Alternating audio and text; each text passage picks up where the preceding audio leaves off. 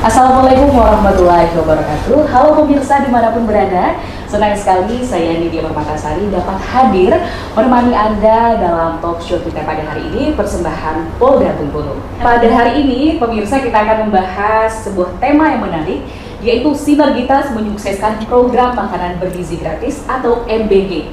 Dan tentunya keberhasilan MBG ini pastinya tidak lepas dari seluruh lintas sektor. Pemirsa, tentunya dalam segmen ini kita akan membahas tema yang sangat menarik untuk itu. Silakan disimak, dan kita di sesi pertama ini kita akan coba bertanya dulu kepada Ibu Lisa. Mohon izin Ibu, itu yang melatar belakangnya apa, Bu? Iya, baik, terima kasih. Jadi kalau melihat fenomena kebijakan saat ini, yaitu makan bergizi gratis yang mulai ada sejak Presiden Prabowo Subianto, tentu yang latar belakangnya itu adalah program strategis pimpinan, ya. Artinya pimpinan setiap dia ingin melakukan action atau tindakan, dia harus memiliki program. Nah, program apa yang dianggap strategis saat ini bagi pimpinan kita, Pak Presiden, adalah makan bergizi gratis.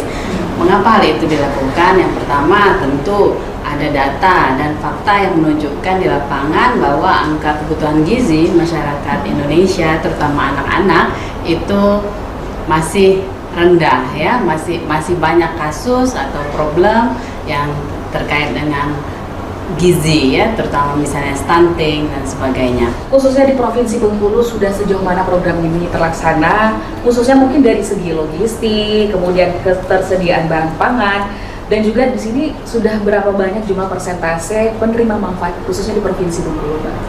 Ya, terima kasih Mbak pertanyaannya. Jadi saya di sini menjelaskan bahwa SPPG di Provinsi Bengkulu sekarang itu sudah ada 81. Jadi yang sudah operasional ada 72, lalu ada 8 yang lagi persiapan operasional seperti pendataan, IKL, terus persiapan sertifikasi lainnya, dan 1 berhenti operasional, itu di Lebong. Jadi kita ada 2 SPPG, yaitu SPPG aglomerasi dan SPPG terpencil. Jadi SPPG aglomerasi itu nantinya untuk memberi makan seluruh masyarakat anak, ya, anak yang bermanfaat di Provinsi Bengkulu itu butuh 199 SPPG. Ya, jadi itu dengan rasio 3.000 siswa per SPPG. Jadi 199, kita sudah progres 81, karena yang 1 di Lebong kita upayakan untuk beroperasional kembali. Lagi sedang pemenuhan syarat-syaratnya. Jadi kita dapat masukan IKL dari Dinkes dan sedang renovasi. Dan kita berbincang juga nih Mbak Gloria terkait berbagai isu atau kejadian yang menonjol, ya. Khususnya juga kalau kita ambil contoh di Provinsi Bengkulu.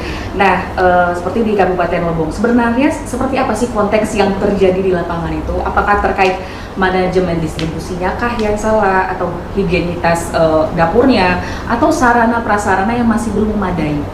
Baik. Jadi kalau misalnya kejadian menonjol itu sebenarnya faktornya banyak, ya Mbak. Gitu. Jadi kalau masalah fasilitas yang belum memadai, jadi sebelum dapur itu beroperasional itu sudah disurvei lapangan dan sudah diverifikasi. Barulah dapur itu keluar berita acara verifikasi validasinya. Jadi kita tidak sembarangan dapur itu bisa menjadi SPPG. Makanya beda namanya kan, dari BGN memberi namanya Satuan Pelayanan Pemenuhan Gizi, karena itu berbeda dengan dapur, kayak gitu, ya. Baik, pemirsa dimanapun berada, perbincangannya menarik dan akan lebih menarik di sesi selanjutnya. Untuk itu jangan kemana-mana, tetap di talk show persembahan Polda Bengkulu.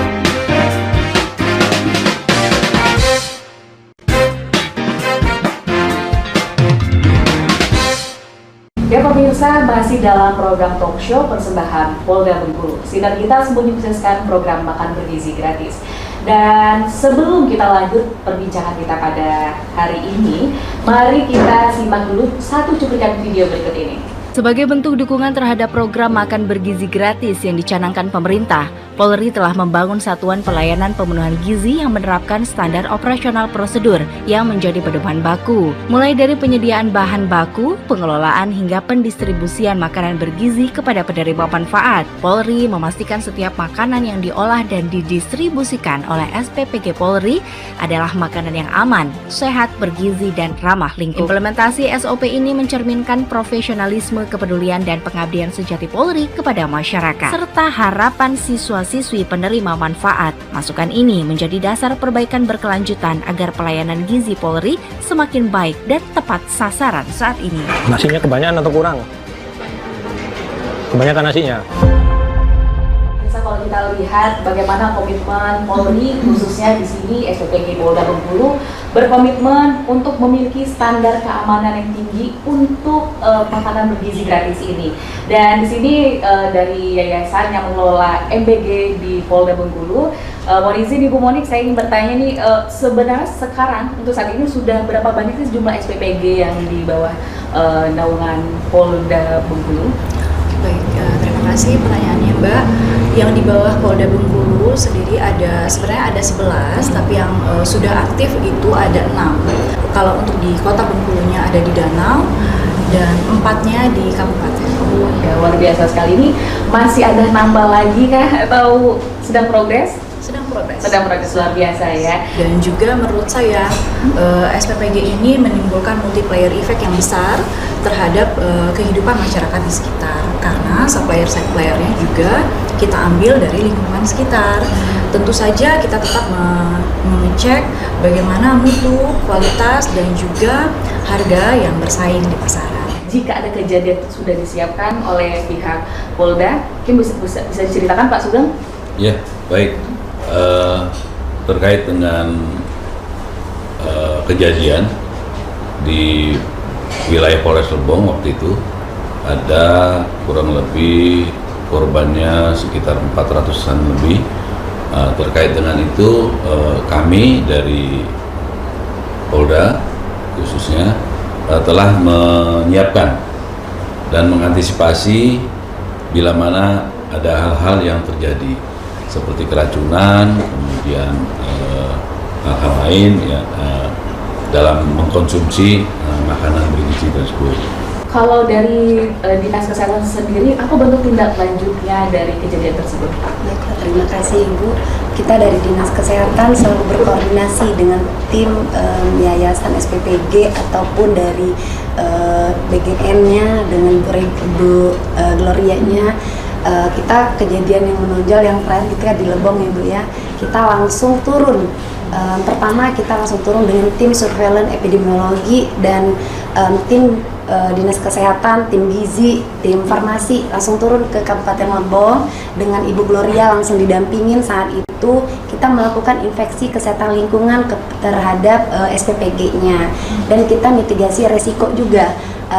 Kita mengidentifikasi kajian epidemiologinya dan surveillance analisis data apa saja kira-kira yang berpengaruh menjadi kejadian menonjol tadi. Di sini bagaimana sih peran media ini dalam memastikan transparansi pelaksanaan program MBG ini untuk Mas Wibo?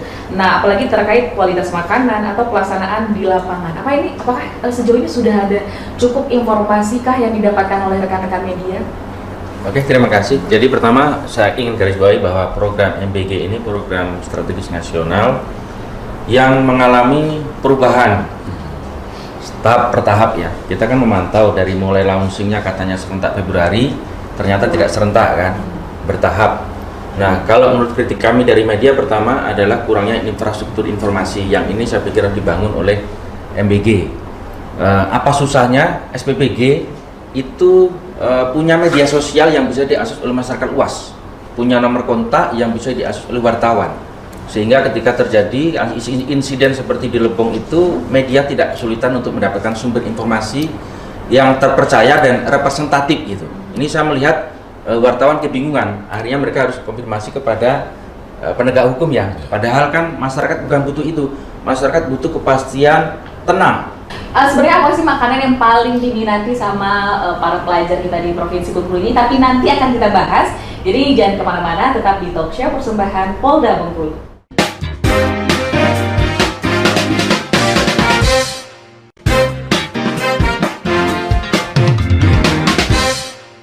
Ya, pemirsa, masih dalam talk show persembahan Polda Bengkulu. Sebenarnya paling banyak diminati oleh kalangan pelajar kita itu apa ya?